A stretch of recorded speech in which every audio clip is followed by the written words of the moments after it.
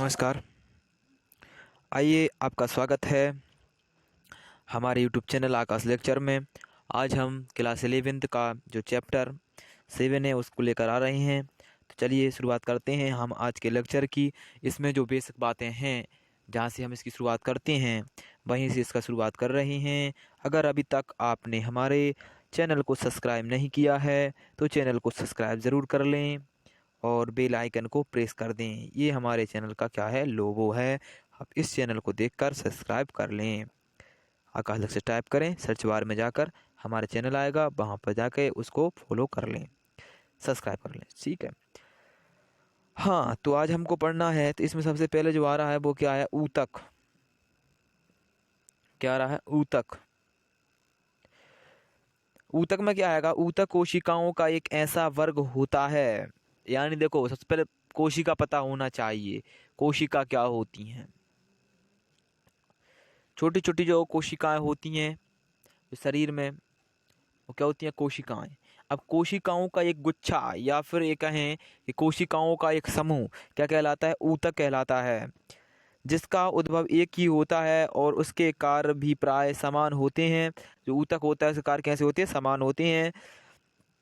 पौधे विभिन्न प्रकार के पौधों विभिन्न प्रकार के ऊतक होते हैं। ऊतकों के दो प्रमुख वर्ग विभाज्योतकी या मेरिस्टेमी तथा स्थायी ऊतक होते हैं।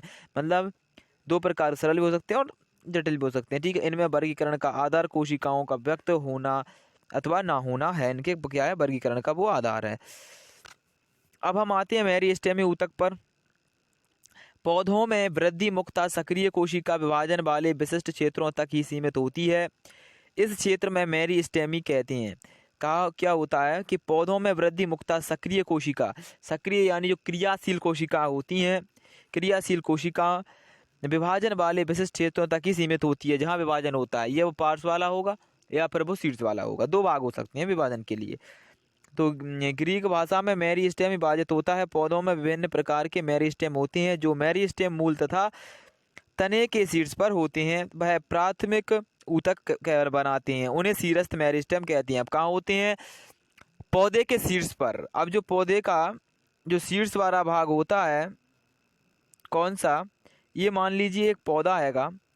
अब इसका ये है इसका शीर्ष वाला भाग। तो यहाँ जो मेरिस्टेमी क्षेत्र होगा वो कौन सा वाला भाग होगा, वो होगा शीर्ष भाज्योतक। ठीक है। और ये पौधे हैं, इसकी ये क्या है, मूसला जड़। इस टाइप से मूसला जड़ जमीन में जाती है तो ये भी इसकी क्या होती है, शीर्षस्थ भाज्योतक वाला भाग होता है। ठीक है। अब आ जाते हैं मूल शीर्ष में, मूल मेरिस्टेम में होते हैं, तो उनको देखेंगे। अब हम ये देख लीजिए। अब यहाँ हम इसको जूम करके आपको दिखा देते हैं। ये मूल वाला भाग है, ये शीर्षस्थ भाज्योतक भाग है। ये वाला मूल वाला भाग हमने जैसे बताया था। और ये वाला जो भाग है, आ रहा होगा, नहीं आ रहा, चलो ठीक है। ये वाला भाग जो शीर्ष वाला ऊपर वाला भाग है, ये दोनों भाग क्या होते हैं, भाज्योतक वाले होते हैं। ठीक है। इस चित्र को आप अच्छे से देख लें। हम इसमें कुछ ज़्यादा क्लासिफिकर करके आपको नहीं बताने वाले, आप इसका सही से खुद एनालिसिस करें। ठीक है। हाँ, ये देखिए कि चोटी तथा इसके शीर्षस्थ मेरिस्टेम तने की चोटी पर स्थित होती हैं। पत्तियों में बनने तथा तने की लंबाई के समय कुछ कोशिकाएं प्रारंभ शीर्षस्थ मेरिस्टेम के छूट कर जाती हैं। इन्हें कक्षीय क्या बोलते हैं, इन्हें कक्षीय कली कहते हैं। कक्षीय यानी कि उसकी पार्श्वीय भागों से निकल जाती हैं। ठीक है। ऐसी कलिकाएं पत्तियों में कक्ष में स्थित होती हैं। इन कलिकाओं के शाखा अथवा फूल बनते हैं। इनमें क्या होता है, शाखाएं बनती हैं या फूल बनती हैं। जो पार्श्व में से निकल जाती हैं शाखाएं या फूल, वही होती हैं। ठीक है। जब मेरिस्टेमी स्थायी ऊतकों के बीच होता है तब उसमें अंतर्वेशीय मेरिस्टेम कहते हैं। क्या बोलती हैं, शीर्षस्थ ऊतकों के बीच होता है, स्थायी ऊतकों के बीच होता है। जब मेरिस्टेमी स्थायी ऊतकों के बीच होता है तब उसे क्या बोलते हैं, अंतर्वेशी मेरिस्टेम बोलते हैं। स्थायी ऊतकों के बीच होना चाहिए, सिर्फ इतना है। ये घास में होते हैं और शाकाहारियों द्वारा खाए भाग में भी होते हैं। अब आता शीर्षस्थ मेरिस्टेम या अंतर्वेशी मेरिस्टेम। दोनों ही प्राथमिक मेरिस्टेम है क्योंकि यह पौधों के प्रारंभिक अवस्था में ही आ जाते हैं। प्राथमिक व पूर्ववर्ती पादप बनाने में सहायता करते हैं।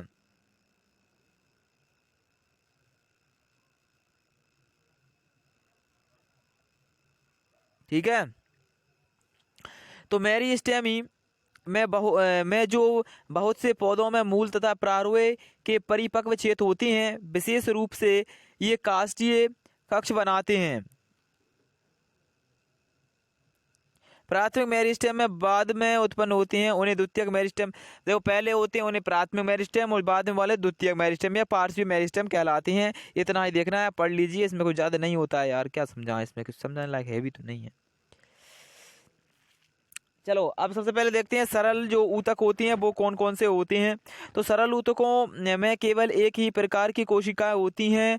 पौधों में विभिन्न प्रकार के सरल ऊतक पाए जाते हैं। अब जो पौधे होती है उसमें क्या होती हैं, विभिन्न प्रकार के सरल ऊतक पाए जाते हैं। जैसे क्या हो गए, अब सरल ऊतक कौन कौन से होती हैं, हम इस सीरीज में क्या है सरल ऊतकों को अगले लेके आए हैं। जो जटिल ऊतक होते हैं वो अगली सीरीज में लेके आने वाले हैं। ठीक है, अब इसमें सरल ऊतक कौन सा होता है, पेरेकाइमा, कोलेनेकाइमा, स्क्लेरेकाइमा, यानी ऋणऊतक होते हैं, ये होते हैं। यहीं से होगा हमारा लेक्चर का शुरुआत। अब आता है पेरेनेकाइमा, अंगों के अंदर के मुख्य घटक हैं। पेरेनेकाइमा की जो कोशिकाएं होती हैं वो समव्यासीय यानी आइसोडाईमेट्रिक होती हैं, आइसोडायमेट्रिक होती हैं। उनका आकार गोलाकार होता है। जो पेरेनेकाइमा होती है ना, उनकी जो कोशिका होती है उनका आकार गोलाकार होता है, अंडाकार होता है, बहुकोणीय होता है और वे सेल्यूलोज की बनी होती हैं। ये काफ़ी सटी हो सकती हैं अथवा उनके बीच थोड़ा अंतरकोशिकीय स्थान हो सकता है। क्या होता है, थोड़ा खाली स्थान हो सकता है। ठीक है, ये कह सकते हैं। पैरामेशियम बहुत से कार्य जैसे प्रकाश संश्लेषण, संचय, स्त्रावण संपन्न करते हैं। ये कार्य क्या करती हैं, ये संपन्न करते हैं। ठीक है, ये कार्य क्या करते हैं, ये संपन्न करते हैं। कौन करते हैं, पेरेनेकाइमा। पेरेनेकाइमा अंगों के अंदर के मुख्य घटक होती हैं। पेरेनेकाइमा की कोशिकाएं समव्यासीय होती हैं, आइसोडायमेट्रिक्स होती हैं, गोलाकार होती हैं, अंडाकार होती हैं, बहुकोशिकीय होती हैं और लंबाकार हो सकता है। ये क्या हो सकती हैं, पेरेनेकाइमा हो सकते हैं। ठीक है, इनका कार्य क्या होता है, इनका कार्य होता है प्रकाश संश्लेषण और संचय, भोजन का जो क्या होता है संचय और स्त्रावण, इनका कार्य होता है। ठीक है, अब हम आ जाते हैं कोलेरेकाइमा पर। इसमें क्या होता है कि द्विबीजपत्रीय पौधों की बाह्य त्वचाओं के नीचे होते हैं। जो कोलेरेकाइमा होते हैं ये द्विबीजपत्रीय जो पौधे होते हैं उनकी जो बाह्य त्वचा होती है उसके नीचे ये कोलेरेकाइमा पाए जाते हैं। बाह्य त्वचा के नीचे पाए जाते हैं कोलेरेकाइमा। यह या तो एक समान सतह में होते हैं अथवा चकती में होते हैं। इनकी कोशिकाओं की भित्ति पतली होती है लेकिन इनमें कोनों पर सेल्यूलोज, हेमीसेल्यूलोज तथा पैक्टिन जमा होता है। क्या होता है, सेल्यूलोज होता है, हेमीसेल्यूलोज होता है और पैक्टिन, इनकी जो होती है क्या भित्ति, उनमें क्या होता है, ये जमा होता है। ठीक है, इसलिए इनके कोनों मोटे होते हैं। इनके कोने क्या होते हैं, वो मोटे होते हैं। हम डायग्राम आखिरी में देखेंगे कि कोशिकाओं का आकार अंडाकार होता है और गोलाकार भी और बहुकोणीय ये होती है। उसमें बेलनाकार था, इसमें जो डिफरेंट है। पहले वाले में जो इसके काइमा था, ठीक है, वो आप ध्यान दीजिए। इसमें प्राय क्लोरोप्लास्ट होता है। इनकी कोशिकाओं में जब क्लोरोप्लास्ट स्थित होता है तब वे भोजन का स्वांगीकरण भी कर सकती हैं। इनमें अंतर कोशिकीय स्थान नहीं होते। जो पहले वाले में जो अंतर कोशिकीय स्थान यानी खाली स्थान थे वो इसमें नहीं होते। यह पौधों में वृद्धि हो रहे भागों जैसे शैशव, तना तथा पत्तियों के वृंत में यांत्रिक सहारा प्रदान करते हैं। इनका कार्य होता है सिर्फ यांत्रिक सहारा प्रदान करना। क्या होता है, इनका कार्य होता है जो कोलेकाइमा होते हैं इनका काम होता है पत्तियों और तने को यांत्रिक सहारा प्रदान करना। इसके अलावा इनका कुछ और कार्य नहीं होता ज्यादा। और जो ये वाले थे पेरेनेकाइमा, इनका कारण होता है प्रकाश संश्लेषण और संचय। इसमें कार्य ही याद रखना है और कुछ याद नहीं रखना है ज्यादातर। अब आता है स्क्लेरेकाइमा में लंबी सक्रिय कोशिकाएं होती हैं। इन कोशिकाओं की भित्ति मोटी तथा लिलगनी होती है। इनकी भित्ति का जो कुछ अथवा गर्त स्थित होती हैं, इसमें गर्त स्थित होती हैं, वो कौन से में होती हैं, स्क्लेरेकाइमा में गर्त स्थित होते हैं। अधिकांशतः ये मृत होती हैं। कैसे होती है? मृत। तथा विकास में भिन्न भिन्नता होने के आधार पर स्क्लेरा काइमा तंतु में तथा स्क्लीड हो सकते हैं। तंतु जो होती हैं वो मोटी भित्ति वाले लंबे तथा नुकीले मृत कोशिकाओं के होते हैं। ये प्राय पौधों में विभिन्न भागों में समूह के रूप में पाए जाते हैं। किस रूप में पाए जाते हैं? समूह के रूप में। तो इसमें तो कुछ है नहीं है, इनके उदाहरण याद रख लीजिए आप, ये कहाँ पाए जाते हैं। तो क्या हो गया? ये बहुत अधिक मोटे तथा मृत स्क्लेरा कायमी कोशिकाओं के बने होती हैं, ठीक है, जिनकी गुहिकाएं बहुत ही सक्रिय होती हैं। ये प्राय गिर्रीदार फलों, गिर्रीदार जो फल होते हैं, जैसे अमरूद का फल हो गया, गिर्रीदार फल, अमरूद का फल, नाशपाती तथा चीकू के गूदे तथा लेग्यूमों के बीज आवरण चाय की पत्ती में पाए जाते हैं। स्क्लेरा जो काइमा होते हैं वो पौधों को यांत्रिक सहारा भी देते हैं। अब इनका दो काम, इनके कितने काम होते हैं? दो। ये यांत्रिक सहारा भी देते हैं पौधे को, और जो पहला होता है इसका वो होता है कि यह जो घिर्रीदार फल होते हैं जैसे नाशपाती, चीकू, अमरूद, इनकी क्या होते हैं और चाय में ये पाए जाते हैं। स्क्लेरा काइमा कहाँ पाए जाते हैं? गिर्रीदार पौधों के फलों में और चाय की पत्ती में। और ठीक है, अब जो अपने पहले काइमा थे वे भोजन का संचय कर रहे थे और प्रकाश संश्लेषण कर रहे थे। फिर दूसरे आते हैं अपने, देखो पहले एक एक करके समझते चलते हैं।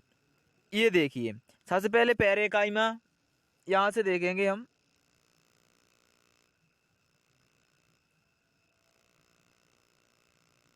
दिख रहा है?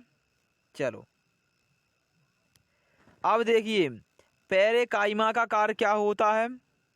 यह पौधों को भोजन का, जो पौधों में भोजन का संचय होता है वो कार्य करता है, और प्रकाश संश्लेषण करता है। कौन करता है? पहले काइमा। ठीक है, ये खत्म हो गया। अब आ जाता है कोले काइमा। कोले काइमा का कार्य क्या होता है? यह पौधों को यांत्रिक सहारा देता है। पत्तियां और तने को, पौधों की जो पत्तियां और तने होती हैं उनको यांत्रिक सहारा देता है कोले काइमा। अब आ जाता है स्क्लेरा काइमा या दृढ़ूतक। ये पौधों को यांत्रिक सहारा तो देता है लेकिन एक कार्य और भी करता है। यह है कहाँ पाया जाता है, और मतलब पौधों को यांत्रिक सहारा देता है, लेकिन ये किन पौधों में पाया जाता है? इसकी एक विशेष कंडीशन है। ये उन पौधों में पाया जाता है जिनके फल कैसे होते हैं? घिर्रीदार होते हैं। जैसे हो गया अमरूद, चीकू, नाशपाती, और ये चाय की पत्ती में भी पाया जाता है। ठीक है, ये इसके थे मुख्य।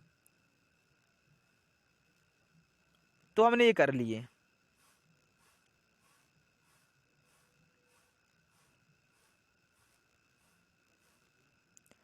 चलते हैं आगे, चलते हैं। ये है इनके डायग्राम, एक एक कर देखते चलते हैं।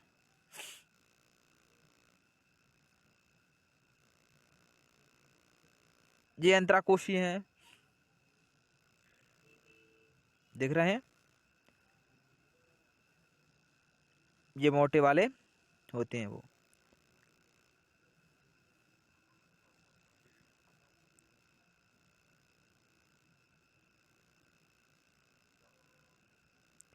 ये हैं जो क्या हैं? ये पैरेकाइमा हैं। ये कैसे हैं? पैरेकाइमा। इसी कारण से हरे हैं, क्योंकि ये प्रकाश संश्लेषण और भोजन का संचय करते हैं। अब आ जाते हैं, ये स्क्लेरा काइमा है, सॉरी स्क्लेरा काइमा नहीं, कोलेने काइमा है। ये क्या है? कोलेने काइमा है। ठीक है, ये पौधों को यांत्रिक सहारा प्रदान करते हैं। उसके बाद ये आ जाते हैं, ये है स्क्लेरा काइमा।